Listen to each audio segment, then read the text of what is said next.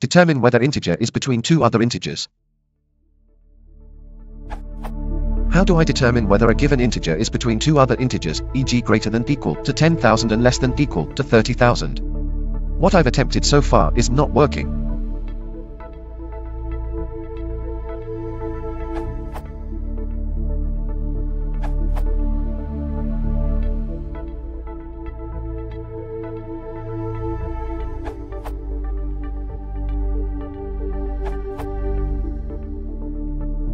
For details, see the docs.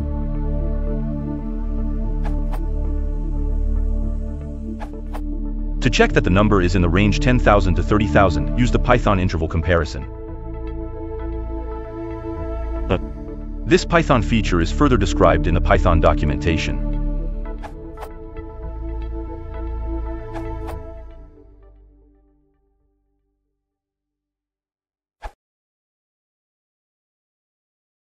If you want to support the channel